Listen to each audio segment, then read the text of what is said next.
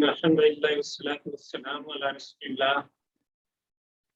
أعوذ بالله من الشيطان الرجيم. بسم الله الرحمن الرحيم.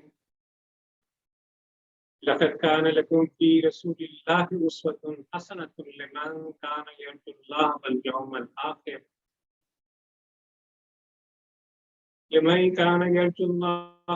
الآخر وذكر الله كثيرا. در حقیقت تم لوگوں کے لیے اللہ کے رسول صلی اللہ علیہ وسلم کی زندگی میں ایک بہترین نمونہ ہے، اور اس شخص کے لیے جو اللہ اور یوم آخرت کا امیدوار ہو اور کثرت سے اللہ کو یاد کرے. اور رسول اللہ صلی اللہ علیہ وسلم انما بعثت لاتمم مکارم الاخلاق، مجھے مکارم اخلاق کی تکمیل کے لیے بھیجا گیا ہے. رب اشرح لي صدري ويسر لي امري واحلل عقدة من لساني يفقهوا قولي. دوستان گرامی، یہ انسانی فطرت کا خاصہ ہے کہ وہ ہمیشہ خوب سے خوب تک کی تلاش میں رہتا ہے. دنیا کی زندگی میں، دنیا کے تمام معاملات میں ہر دوسرے شخص سے سب تک لے جانے کی کوشش میں لگا رہتا ہے. ہم میں سے ہر شخص معیار زندگی کو بہتر سے بہتر بنانے میں لگا ہے، لیکن جو چیز ہم بھول جاتے ہیں وہ یہ کہ یہ دنیا کی زندگی ایک حیات مستعار ہے. یہ ایک بہت ہی مختصر سی عارضی اور ختم ہو جانے والی زندگی. اصل زندگی تو آخرت کی زندگی ہے جو نہ ختم ہونے والی ہے اور جو ہمیشہ ہمیشہ کے لیے باقی رہنے والی ہے. رسول اللہ صلی اللہ علیہ وسلم نے دنیا اور آخرت کا موازنہ ایک بڑی خوبصورت تمثیل سے فرمایا. آپ صلی اللہ علیہ وسلم کا ارشاد ہے، اس کا مفہوم اس طرح ہے کہ خدا کی قسم، دنیا آخرت کے مقابلے میں ایسے ہے جیسے کوئی شخص اپنی چنگلی سمندر میں ڈبوئے. اس انگلی سے لگے پانی کو جو نسبت سمندر کے پانی سے ہے، وہی نسبت دنیا کی زندگی کو آخرت کی زندگی سے. تو بھائیوں، اگر ہم آج کے انسان کی طرف توجہ کریں تو آج کا یہ انسان اپنی دنیا کو بہتر بنانے میں پہل کی طرح جتا ہوا. صبح سے شام تک ساری سعی و جہد، اس کی ساری کوششیں، ان کا محور دنیا ہی ہے، اور پھر آخرت کی طرف اس کا دھیان دور کر ہی جاتا ہے. آج کی جو گفتگو ہے وہ یہ ہے کہ ہم اپنی دنیا کی زندگی کو کس طرح بہتر سے بہتر بنا سکیں تاکہ آخرت میں ہمیں سرخروئی حاصل ہو. اور ہمارے سامنے رول ماڈل ہے ہمارے نبی آخر الزماں صلی اللہ علیہ وسلم، جن کی زندگی میرے اور آپ کے لیے بہترین نمونہ ہے. اور آپ صلی اللہ علیہ وسلم کی ذات مبارکہ اخلاق حسنہ کا عمدہ ترین نمونہ. آج کی گفتگو اخلاق حسنہ کے حوالے سے ہوگی. اخلاق کے مادے کے حرف خا، لام اور با. اگر خا کے اوپر زبر پڑے تو یہ خلق بن جائے گا اور اس کے معنی ہو جائیں گے ظاہری شکل کے اعتبار سے، ظاہری صورت کے حوالے سے. اور اگر اس کے اوپر ہم پیش پڑھے اور یہ خلق ہو جائے تو پھر یہ انسان کی باطنی کیفیات کو ظاہر کرتا ہے، اس کے نفس کو ظاہر کرتا ہے، اس کی جو اندرونی کیفیات ہیں اس کا احاطہ کرتا ہے. مثلاً کوئی شخص اگر یہ کہے کہ فلاں انسان خلق اور خلق دونوں اعتبار سے نیک ہے، تو اس کا مطلب یہ ہوگا کہ اس شخص کی صورت بھی اچھی ہے اور اس شخص کا جو باطن ہے وہ بھی بہت خوبصورت ہے. تو آج ہم آپ سے جو بات کریں گے وہ خلق کے حوالے سے کریں گے، یعنی انسان کی جو باطنی صفات ہے، باطنی کیفیات ہیں، اس کا انر، ان کے حوالے سے ہم بات کریں۔ امام غزالی علیہ رحمہ حکمت اور فلسفہ کے امام خلق کی تشریح میں فرماتے ہیں کہ خلق نفس کی اس مضبوط کیفیت کا نام ہے جس کے باعث اعمال بڑی آسانی کے ساتھ، بڑی سہولت کے ساتھ صادر ہو جاتے ہیں۔ ان افعال کو صادر کرنے کے لیے، ان افعال کو سر انجام دینے کے لیے کسی سوچ بچار کی تکلف کی کوئی ضرورت محسوس نہیں ہوتی۔ اور اس کی اچھی مثال میں آپ کے سامنے یہ رکھوں کہ جیسے آپ کسی چشمے کو دیکھیں جس میں پانی ابل رہا ہو، تو آپ دیکھتے ہیں کہ وہ پانی خود بخود ہی ابل رہا ہوتا ہے۔ تو اس تشریح سے معلوم ہوا کہ وہ اعمال جو کسی شخص سے اتفاقاً صادر ہو جاتے ہیں یا کسی وقتی جذبے کے تحت، کسی عارضی جوش کے تحت عمل پذیر ہو جاتے ہیں، وہ خواہ کتنے ہی اعلیٰ کیوں نہ ہو، کتنے ہی عمدہ کیوں نہ ہو، انہیں خلق نہیں کہیں گے۔ خلق تو وہ ہے جو خود بخود ہو۔ تو خلق کا اطلاق، اس کے اخلاق کا اطلاق ان خصائل پر ہوگا، ان صفات پر ہوگا جن کی جڑیں اس کے قلب میں، اس کی روح میں بہت گہری پیوست ہو، بہت گہری اس میں ڈوبی ہوئی۔ اخلاق کی اہمیت اور جو اس کی ہمگی افادیت ہے، اس کے پیش نظر جتنے بھی دنیا کے مذاہب ہیں، ان کے مذہبی پیشواؤں نے اپنے اپنے مذہب کی بنیاد اخلاق پر رکھی۔ اگر غور کیجیے جتنے بھی مذاہب ہیں، ان سب نے ایک زبان میں ہی یہ درس کیا کہ سچ بولنا اچھا ہے اور جھوٹ بولنا برا ہے۔ اسی طرح عدل کرنا، انصاف کرنا یہ نیکی ہے، اور ظلم اور زیادتی کرنا جو ہے یہ برائی ہے۔ پھر الفت کے ساتھ، محبت کے ساتھ کسی کے ساتھ پیش آنا یہ انسانی شرافت ہے، اور کسی کے ساتھ نفرت رکھنا، عداوت کا سلوک کرنا یہ حیوانی خصلت ہے۔ اور اسی طرح تمام مذاہب میں صدقات کرنا، خیرات کرنا یہ نیکی ہے، اور اس کے برعکس چوری کرنا، راہزنی کرنا یہ بدی۔ تو پتہ یہ چلا کہ جتنے بھی مذاہب ہیں ان سب کی بنیاد اخلاق پر رکھی گئی۔ نبی صلی اللہ علیہ وسلم نے حسن اخلاق کی تعریف کس طرح فرمائی؟ اس حدیث کا راوی ہے نواس بن سمعان رضی اللہ تعالیٰ، کہتے ہیں سألت رسول اللہ صلی اللہ علیہ وسلم عن البر والاسم، کہ میں نے نیکی اور بدی کے بارے میں نبی صلی اللہ علیہ وسلم سے سوال کیا۔ فقال، وہ جواب دیا نبی صلی اللہ علیہ وسلم نے، البر حسن الخلق والاسم ما خاک فی صدرک وکرہت ان یطلع علیہ الناس،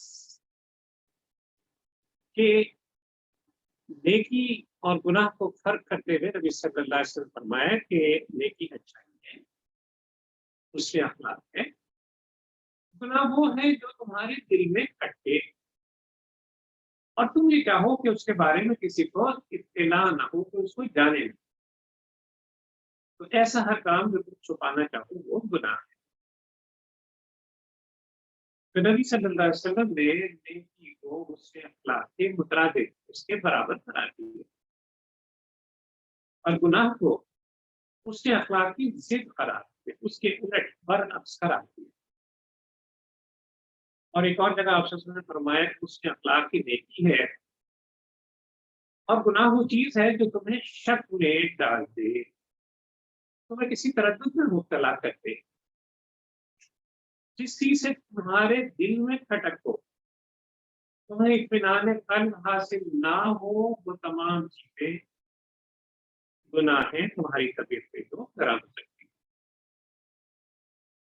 तो अजीज भाइयों, अल्लाह अज़्ज़ा वजल की खुशनुदी के लिए उसके बंदों की मोहब्बत हासिल करने का आसान तरीन जरिया जो है वो अच्छा अखलाक। अगर मैं कहूँ कि इंसानियत का हकीकी जौहर अखलाक है, तो ये कभी भी गलत नहीं होगा। दीन इस्लाम की तमाम तालीमात का निचोड़ अगर हम एक लफ्ज़ में बयान करना चाहें तो वो सिर्फ अखलाक। अच्छे अखलाक का तकाजा ये है कि आपकी जात से किसी दूसरे को कोई अजियत ना पहुंचे, कोई तकलीफ ना पहुंचे। इल्म के दरख्त का पहला फल हुस्न अखलाक है। जिसमें अखलाक नहीं है, यानी अच्छा अखलाक नहीं है, वो इंसान इंसान ही नहीं। और जिसके पास जितना अच्छा, जितना उम्दा अखलाक है, वो शख्स अपने रब से उतना ही नज़दीक। रसूलुल्लाह सल्लल्लाहु अलैहि वसल्लम ने फरमाया कि अकमलुल मुमिनीना ईमानन आसनुहुम खुलुक़ा, कि मोमिनों में सबसे कामिल ईमान, सबसे उम्दा बेहतरीन ईमान वाले वो है जो अखलाक के एतबार से तुम्हें ज्यादा दे। और एक और मौके पे आप सल्लल्लाहु अलैहि वसल्लम ने इरशाद फरमाया कि जिसका अखलाक अच्छा है वो अल्लाह से करीब। तो नबी सल्लल्लाहु अलैहि वसल्लम के इन इरशादात मुबारक से हमें ये बात बहुत वाज़ेह मालूम हो जाती है कि अखलाक की पाकीज़गी, इंसान के किरदार की अच्छाई, दरअसल ये ईमान की पुख्तगी और खुदा खौफ का समर है। और ये इखलाक की पाकीज़गी और किरदार की अच्छाई, ये दोनों एक दूसरे के लिए लाज़िम व मुलज़िम। ईमान के बगैर इखलाक की पाकीज़गी और किरदार की अच्छाई के बगैर खुदा तरसी, दोनों चीजें नामुमकिन आती हैं। अब इस हुस्न खुलुक के इंसान को फायदे क्या है? सबसे बड़ा फायदा तो ये है कि उसको अपने दिल में इत्मीनान महसूस हो, एक तमानियत की सरशारी की कैफियत है जो उसके ऊपर छाई रहती है।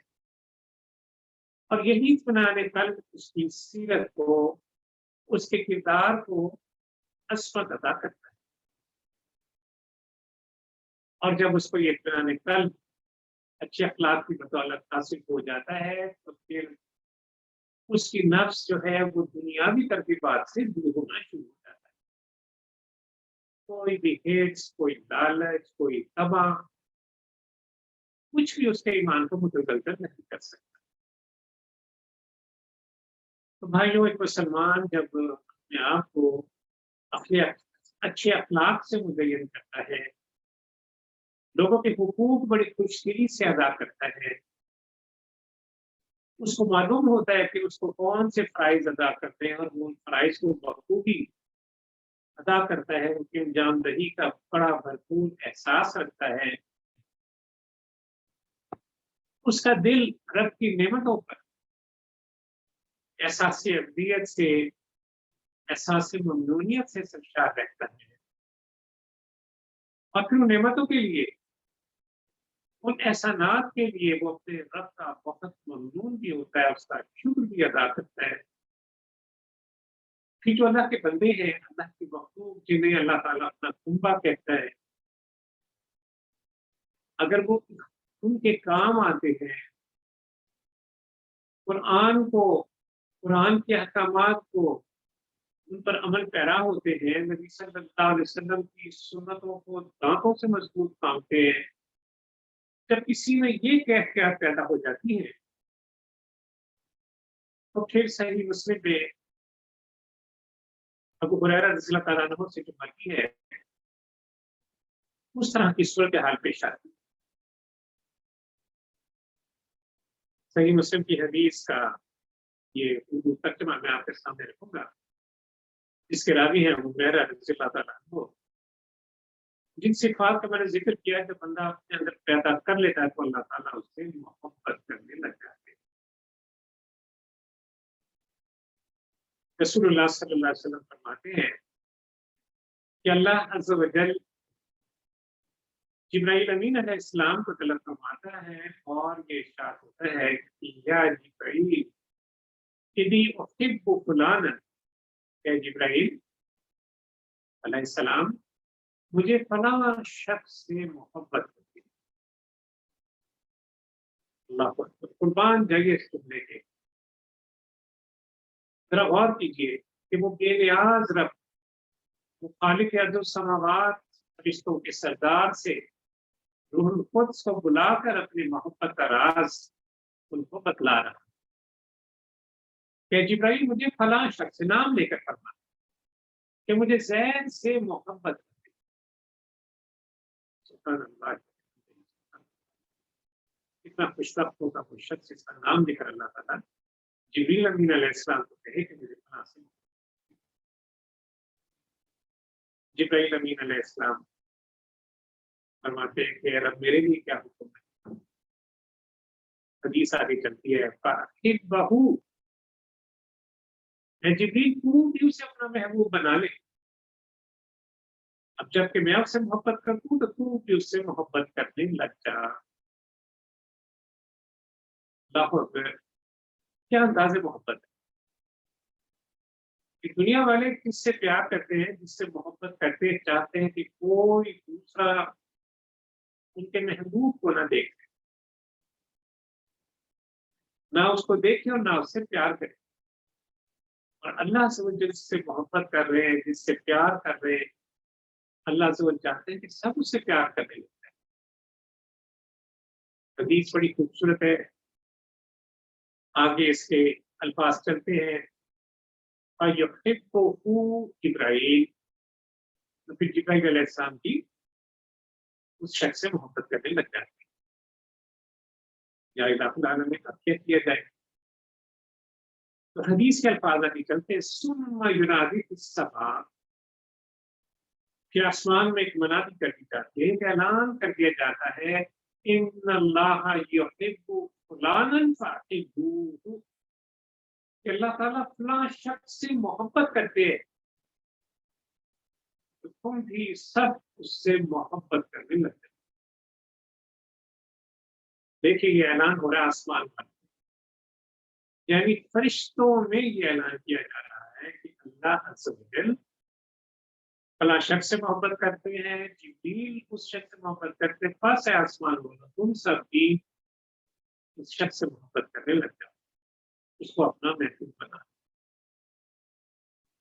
ذرا اس شخص کی قسمت کا اندازہ کیجیے کہ جو ہمارے درمیان اس زمین پر ہم سب کے درمیان چل رہا ہے، پھر رہا ہے، اٹھ رہا ہے، بیٹھ رہا ہے، لیکن اس کے چرچے عرش عظیم پر ہوگا۔ اللہ عز و جل خود اس شخص سے اپنی محبت کے اسرار جبریل امین علیہ السلام کو بتا رہا، اور آسمان میں، ملائکہ میں اللہ اور اس شخص کی محبت کے چرچے ہوئے۔ پھر بات یہیں ختم نہیں ہوتی، بلکہ بات تو شروع ہوئی ہے، اور یہ الفاظ حدیث کے آگے چلتے ہیں کہ ثم یدع له القبول فی الارض فیحبہ اہل الارض، کہ پھر اس شخص کی محبت کو زمین پہ اتار دیا جاتا ہے، اس کی مقبولیت کو زمین پہ اتار دیا جاتا ہے، اب زمین والے بھی اس سے محبت کرنے لگ جاتے ہیں۔ تو اس حدیث سے یہ پتہ چلا کہ جو اللہ کے مقرب بندوں کی محبت کی کہانی ہے، یہ عالم ملکوت سے شروع ہوتی ہے، آسمان سے شروع ہوتی ہے، یہ زمین سے شروع نہیں، بلکہ آسمان سے محبت زمین والوں میں اتاری جاتی ہے۔ تو یہ بھائیوں اخلاق حسنہ ہی ہے، اس سے خلق کی ہے جو بندے کو اللہ کا محبوب بنا دے۔ رسول اللہ صلی اللہ علیہ وسلم کو دنیا میں بھیجے جانے کا مقصد بھی اخلاق حسنہ کی تکمیل۔ آپ صلی اللہ علیہ وسلم کا فرمان ہے کہ انما بعثت لأتمم مکارم الاخلاق، کہ مجھے اعلیٰ اخلاق کی تکمیل کے لیے مبعوث کیا گیا۔ اسامہ بن شریح رضی اللہ تعالیٰ عنہ بیان کرتے ہیں کہ ہم نبی صلی اللہ علیہ وسلم کی خدمت میں حاضر تھے، جو عربی تھے، بدری تھے، دیہاتی عرب، وہ نبی صلی اللہ علیہ وسلم سے سوال کر رہے تھے۔ ایک بدری نے سوال کیا کہ یا رسول اللہ صلی اللہ علیہ وسلم، بندے کو رب کی طرف سے کون سی بہترین چیز جو سب سے بڑھ کر ہو وہ عطا کی گئی؟ نبی صلی اللہ علیہ وسلم نے دو الفاظ فرمائے کہ حسن الخلق، کہ حسن خلق ہے بہترین چیز جو ہے وہ اعلیٰ عمدہ اخلاق ہے جو کسی شخص کو دنیا میں سب سے بڑی عطا کے طور پر نصیب کیا گیا۔ اور پھر انسانیت کا معیار بھی رسول اللہ صلی اللہ علیہ وسلم نے ان الفاظ میں فرمایا کہ ان من خیارکم احسنکم اخلاقا، کہ تم میں بہترین لوگ وہ ہیں جو اس کے اخلاق میں دوسروں سے بڑھے ہوئے، جن کے اخلاق باقی لوگوں سے بڑھ کر اچھے۔ تو بھائی حسن خلق جو ہے یہ ایک عظیم نعمت، اللہ کی ہر نعمت ہی قیمتی ہے، لیکن اللہ کی کچھ نعمتیں ایسی ہیں جو دوسری نعمتوں کو کھینچ لاتی ہیں، اور یوں وہ ایک نعمت جو ہے بہت ساری نعمتیں انسان کے گرد جمع کر دیتی ہے، انسان اس ایک نعمت کی وجہ سے باقی نعمتوں کا مستحق بن جاتا ہے۔ تو حسن اخلاق ایک ایسی عظیم نعمت ہے جو اللہ کی بہت ساری مہربانیوں کو، اس کی رحمتوں کو، اس کی نعمتوں کو، اس کی کرم نوازیوں کو جمع کر کے بندے کے گرد ذخیرہ کر دیتی ہے، اور تیسرا بندہ اللہ کے فضل کا، اس کے انعام کا اور بڑھ کر مستحق ہو جاتا ہے۔ تو بھائیوں، اللہ سے اچھا اخلاق مانگتے رہنا چاہیے، لیکن ایک چیز ذہن میں رہے کہ اچھا یا برا اخلاق یہ انسان کا اختیاری فعل ہے۔ آپ چاہیں تو اچھا اخلاق اختیار کر سکتے ہیں، یا آپ کے ہاتھ میں ہے، اور آپ چاہیں تو برا اخلاق بھی، لیکن یہ ذہن میں رہے کہ ہر خیر جو ہے وہ اللہ کی توفیق سے ہی ہوتی ہے۔ اس لیے ہمیں دونوں کام کرنے، اللہ تعالیٰ سے اچھے اخلاق بھی مانگتے رہنا ہے، اور اپنے آپ کو اچھے اخلاق کی طرف راغب بھی کرنا ہے، اپنے اندر بہترین اخلاق پیدا بھی کرنا ہے۔ معاذ بن جبل رضی اللہ تعالیٰ عنہ سے روایت ہے، رسول اللہ صلی اللہ علیہ وسلم نے فرمایا، اتق اللہ حیثما کنت واتبع السیئۃ الحسنۃ تمحها وخالق الناس بخلق حسن۔ فرمایا کہ جہاں کہیں بھی ہو اللہ سے ڈرتے رہو، اور اگر تم سے کوئی برائی سرزد ہو جائے تو اس کے فوراً بعد نیکی کرو، کیونکہ نیکی برائی کو زائل کر دے گی، برائی کو مٹا دے گی۔ اور پھر فرمایا کہ لوگوں کے ساتھ حسن اخلاق سے پیش آؤ۔ بھائیو، تاریخ ہمیں یہ بتاتی ہے کہ جن قوموں نے مضبوط اخلاق کا مظاہرہ کیا، جن کی سیرتیں باقی قوموں سے بہتر تھیں، وہ دوسری قوموں کے مقابلے میں سربلند رہے، کامیاب و کامران رہے، غالب رہے۔ اور جن قوموں کے اخلاق کمزور تھے، جن کے کرداروں میں کمزوریاں تھیں، وہ دنیا میں پست ہو کے رہے، ذلیل ہو کے رہے، محکوم بن کے رہے، وہ قومیں جن کے اخلاق اس درجے پر نہیں پہنچے۔ رسول اللہ صلی اللہ علیہ وسلم معاذ بن جبل رضی اللہ تعالیٰ عنہ کو یمن کا گورنر بنا کر بھیج رہے ہیں، اور ذرا دیکھیے کہ مدینہ منورہ سے باہر فرصت کرنے کو نکل رہے ہیں معاذ بن جبل رضی اللہ تعالیٰ عنہ کو سوار کر رکھا ہے، اور آپ صلی اللہ علیہ وسلم خود پیدل اس سواری کی بات تھامے پیدل ساتھ ساتھ چل رہے ہیں اور ان کو نصیحتیں کر رہے ہیں۔ اور جو نصیحتیں، ان جملہ نصیحتوں میں سے ایک نصیحت یہ بھی تھی کہ یا معاذ بن جبل آسانہ خلق الناس، یا معاذ بن جبل لوگوں کے ساتھ اچھے اخلاق کے ساتھ پیش آنا، اس نے کل کے ساتھ پیش آنا۔ یعنی ایک حاکم کو، ایک گورنر کو نصیحت کر رہے ہیں کہ جو آمد الناس ہے اس کے ساتھ نرمی کے ساتھ، شفقت کے ساتھ، محبت کے ساتھ، اعلیٰ اخلاق کے ساتھ پیش آنا۔ ابی درداء رضی اللہ تعالیٰ عنہ اس سے ایک حدیث چوک تک پہنچتی ہے کہ نبی صلی اللہ علیہ وسلم نے فرمایا کہ ما من شیء اثقل فی المیزان من حسن الخلق، کہ میزان میں،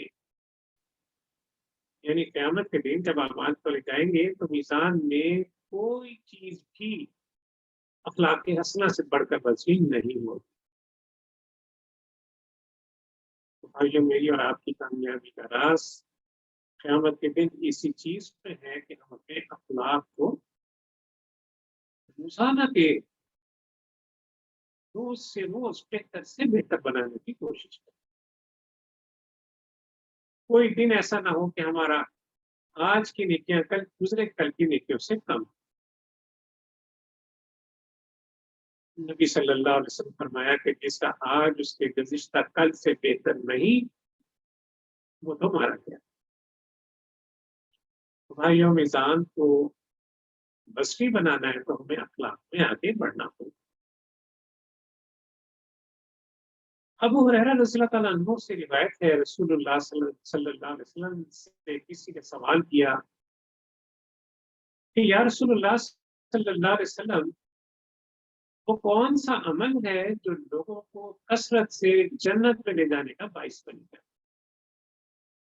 نبی صلی اللہ علیہ وسلم نے فرمایا کہ تقوی اللہ و حسن الخلق،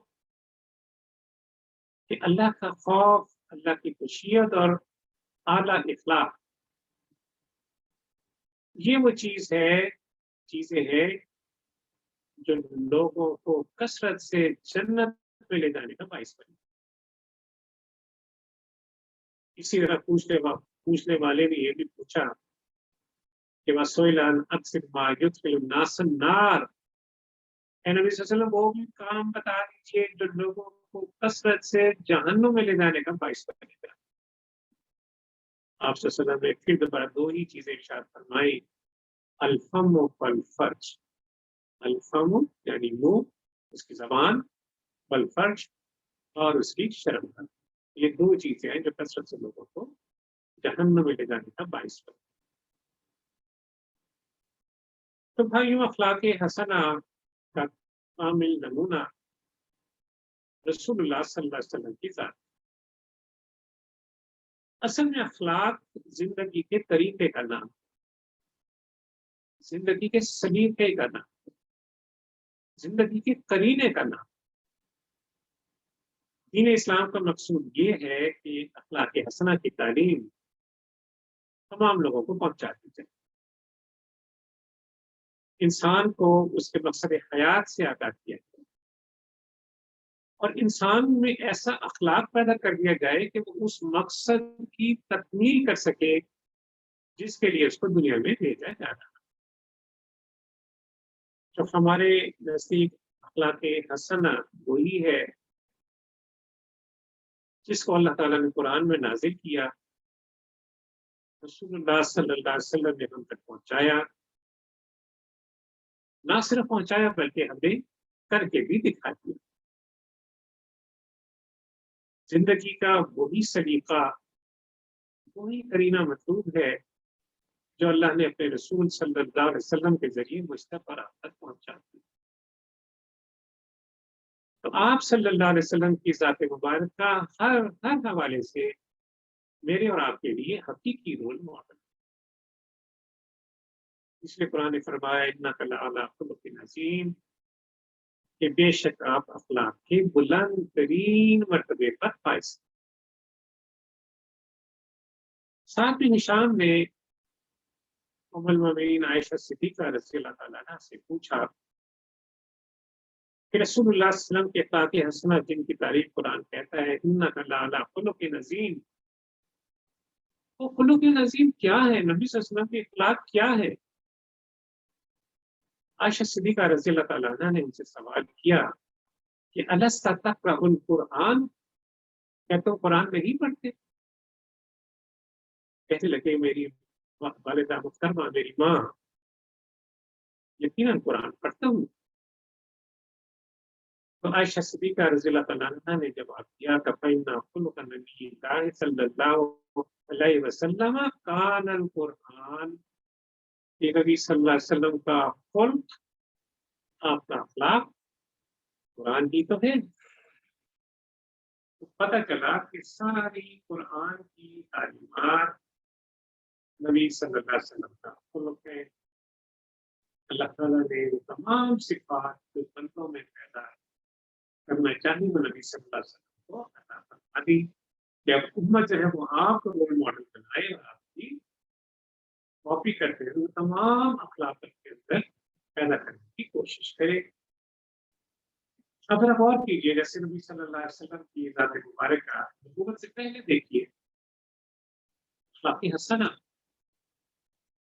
وہی آتی ہے، پہلی وہی نبی صلی اللہ علیہ وسلم گھبرا جاتے، پریشان ہو جاتے، بہت گھبرائے، بہت زیادہ ہو کر پہنچتے ہیں. اور خدیجہ رضی اللہ تعالیٰ عنہ اپنی زوجہ محترمہ سے فرماتے ہیں کہ لقد خشیت علی نفسی، مجھے تو اپنی جان کی ہلاکت کا اندیشہ ہے. اب وہ ہماری ماں خدیجہ رضی اللہ تعالیٰ عنہ نبی صلی اللہ علیہ وسلم کو تسلی دے رہی، لیکن ہرگز نہیں، اللہ کی قسم اللہ آپ کو رسوا ہرگز نہیں کرے گا. اور پھر آگے دیکھیے کیا دکھوا رہی ہے، کیوں رسوا نہیں کرے؟ کیونکہ آپ صلہ رحمی کرتے ہیں، آپ کی گفتگو سچائی کی گفتگو ہے، آپ لوگوں کے بوجھ اٹھاتے ہیں، آپ مہمانوں کی ضیافت کرتے ہیں، مہمان نوازی کرتے ہیں، اور زمانے کے ستائے ہوئے لوگوں کی آپ مدد کرتے ہیں. بے شک سے پہلے ہی نبی صلی اللہ علیہ وسلم کی ذات مبارکہ میں اخلاق حسنہ کس اعلیٰ درجے کا تھا. اور آپ اور میں جانتے ہیں کہ نبوت سے پہلے رسول اللہ صلی اللہ علیہ وسلم صادق اور امین کے لقب سے جانے جاتے ہیں. اور پھر جب اللہ تعالیٰ نے آپ صلی اللہ علیہ وسلم کو نبوت فرمایا، نبوت عطا فرمائی، پھر تو آپ کے اخلاق کو تمام فرما دیا، اس کو چوٹی تک پہنچایا. تو بھائیوں، آج اگر ہم اپنے معاشرے پہ نظر ڈالیں تو ہمیں تحمل کی کمی ہے، بردباری کی کمی ہے، ہمیں صلہ رحمی کی کمی ہے، ہمیں دوسروں کو معاف کرنے کا حوصلہ کم ہے.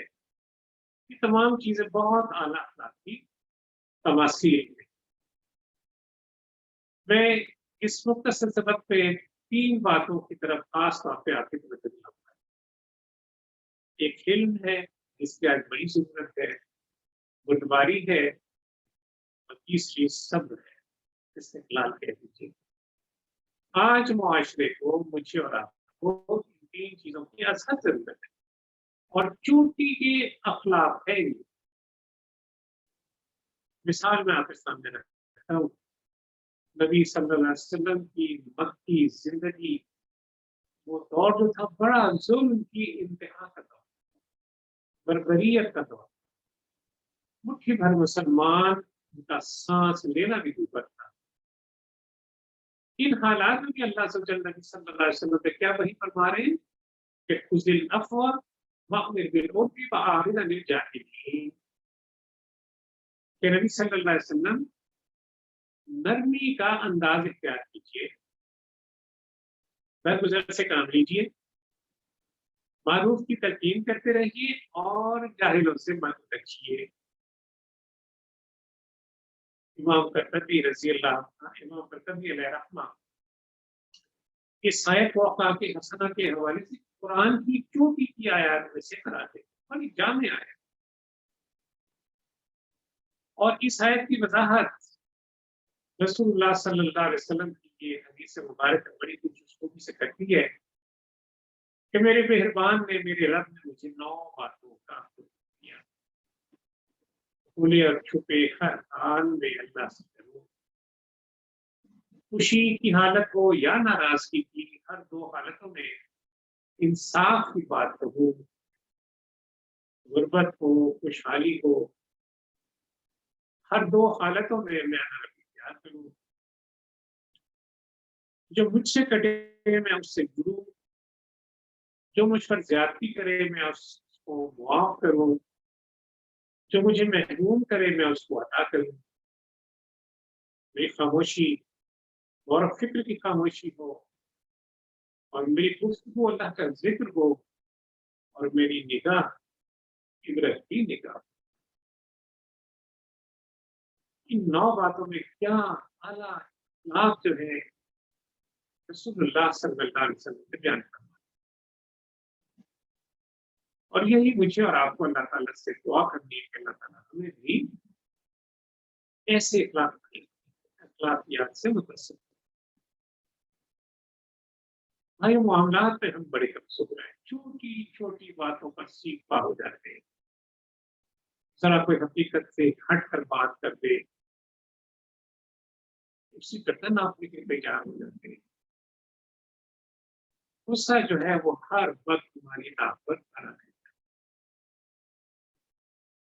دوسرا غور کیجیے کہ مجھ اور آپ کو جو تلقین کی جا رہی ہے وہ اعلیٰ اخلاق کی جا رہی ہے۔ کہتے ہیں جو مغرب کے جو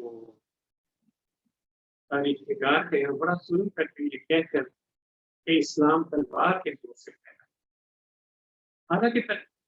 حالانکہ اسلام اعلیٰ اخلاق سے پھیلا، اس کے خلق سے پھیلا، نبی صلی اللہ علیہ وسلم کی سیرت سے پھیلا۔ اس وقت آپ کے اصحاب کی جو زندگی تھی، طرز زندگی، جو طرز معاشرت تھا، رہن سہن تھا، باہم رویے تھے، آپس کے معاملات کرنے کے انداز تھے، یہ وہ چیزیں تھیں جنہوں نے اسلام کو تیزی سے پھیلایا، اور رسول اللہ صلی اللہ علیہ وسلم کے اتباع میں ہمیں بھی انہی اخلاق کو انشاءاللہ اختیار کرنا ہے، اور ہم کر رہے ہیں، اور یہ سب اللہ کی توفیق سے۔ فتح مکہ میرے آپ کے سامنے ہے کہ جنہوں نے رسول اللہ صلی اللہ علیہ وسلم اور اصحاب رسول پر کون سی سختی تھی جو نہ کی، کون سا عذاب تھا جو نہ ڈھائے، لیکن وہ دن بھی افسوس درگزر کا بہترین دن۔ بڑے بڑے دشمن آپ کے جب مکہ مکرمہ میں آپ فاتح کی حیثیت سے آپ اور مسلمان داخل ہوئے تو ان سب کے سانس سوکھے ہوئے تھے جنہوں نے رسول اللہ صلی اللہ علیہ وسلم اور آپ کے اصحاب پر بڑے بھیانک ظلم کیے تھے، انہیں اپنا ایک ایک ظلم اس وقت یاد آ رہا، لیکن رسول اللہ صلی اللہ علیہ وسلم جب مکہ مکرمہ میں داخل ہوئے ایک سے انکساری سے آپ کے دل چھپی ہوئی، بار بار آپ کی پیشانی مبارکہ ان کے کجاوے سے ٹکراتی، اور پھر اس وقت آپ پہلے مکہ سے مخاطب ہوتے ہیں، آج تم کیا سوچ رہے ہو کہ میں تمہارے ساتھ کیا سلوک کروں گا؟ ذرا غور کیجیے، جنہوں نے 21 سال مکہ کی زندگی میں ظلم کیا، جفا کیا، مسائب و آلام،